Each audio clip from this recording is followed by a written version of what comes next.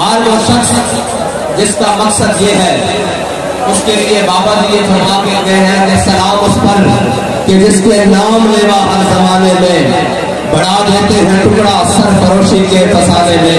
ہر وہ شخص جو عہد کر کے آیا ہے اور جس نے اپنی زندگی میں یہ فیصلہ کر دیا ہے کہ اب میں نے زندگی میں جو کچھ بھی ہو جائے، جتنے بھی مشکل حالات آ جائیں، جیسی بھی سختیاں آ جائیں، میں نے دائیں بائیں نہیں دیکھنا، میں نے اسی رستے پر چلنا ہے جس رستے پر امیر المجاہدین مجھے چلا کر گئے، جس رستے پر قافلہ عشق و مستی کا وہ قافلہ چلتے ہوئے وزیر آباد تک پہنچا، میں نے اسی رستے پر جانا ہے جس رستے پر بابا جی ہمیں بتا کر گئے کہ مستند رستے وہی مانے گئے جن سے ہو کر دیکھ دیوانے گئے اور لوٹ آئے جتنے فرزانے گئے، تاب منزل صرف دیوانے گئے۔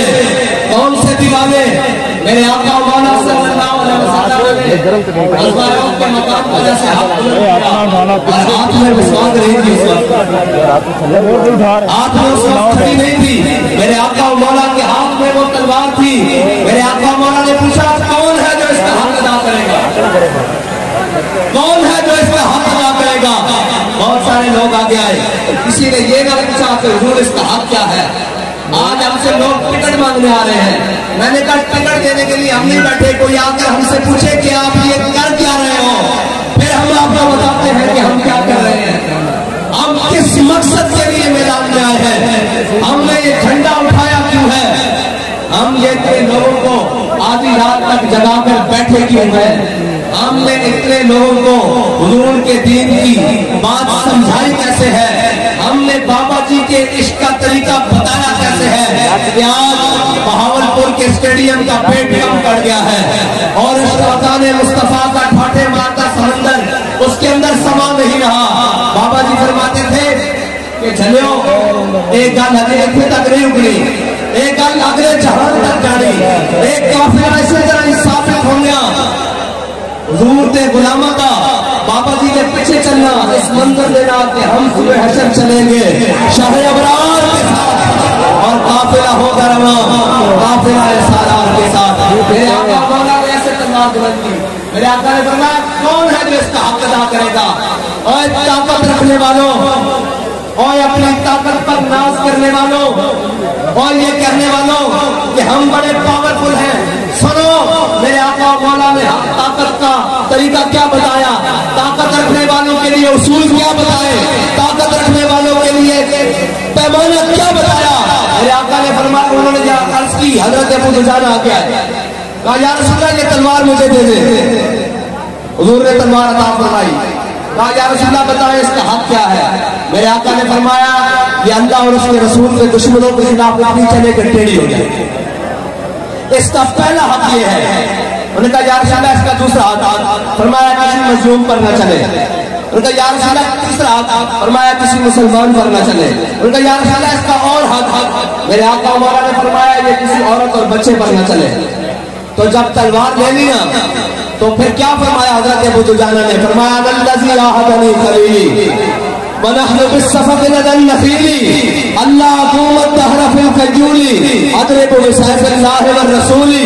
فرمایا آج میں نے اپنے آقا مولا صلی اللہ علیہ وسلم سے وعدہ کیا ہے، عہد لیا ہے، آج کے بعد پچھلی صفوں میں نہیں لڑنا، آج کے بعد پہلی صفوں میں لڑنا ہے۔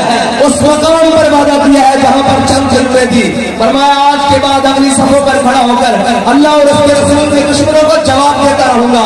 تو جب وہ تلوار ہاتھ میں لے لیا تو حضرت ابو دجانہ نے وہی چال چلی جو شاہجہاں مصطفیٰ نے وزیر آباد میں چلی، ایسے پہلوانوں والی چال، ایسے پہلوان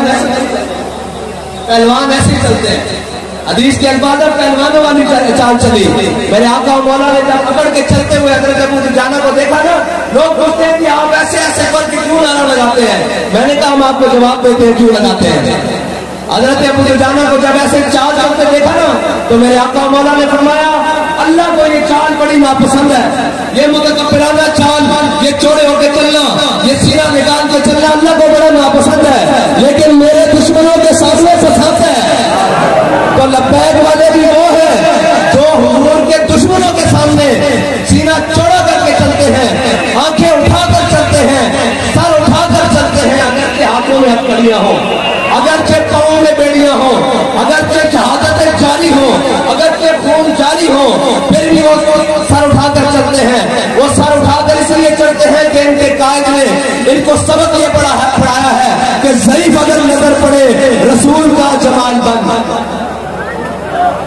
جن کو ملنے کے لیے بڑے بڑے طاقتور، بڑے بڑے MLAs، بڑی بڑی سیاسی جماعتوں کے سربراہ، بڑے بڑے عہدیداران جن کو ملنے کے لیے دروازوں پر کھڑے رہتے ہیں، وہ لوگ نہیں ملتے، اس لیے کہ وہ ہمارے ضمیر کا سودا کرنے آتے ہیں۔ لیکن جن کے قائد نے ان کو سبق پڑھایا ہے کہ ضعیف اگر نظر پڑے رسول کا جمال بن، تو وہ سرور شاہ صاحب ہو، وہ چولستان کی رویا ہو، وہاں ان کو پانی کی امداد پہنچانے کے لیے خود چلے جاتے ہیں، کیونکہ ان کے قائد نے ان کو سبق پڑھایا ہے کہ ضعیف اگر نظر پڑے رسول کا جمال بن۔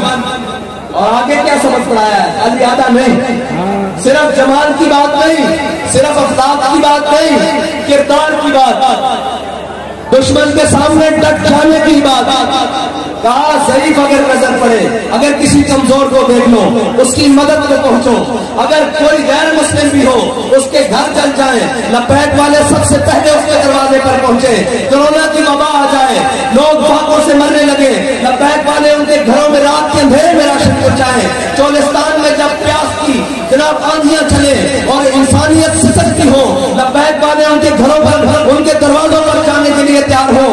جہاں جناب ایسی والی گاڑیاں بھی ناکام ہو جائیں، وہاں لپیٹ والوں کے جذبے کام کریں۔ کیا کہا؟ ضعیف اگر نظر پڑے رسول کا جمال بن۔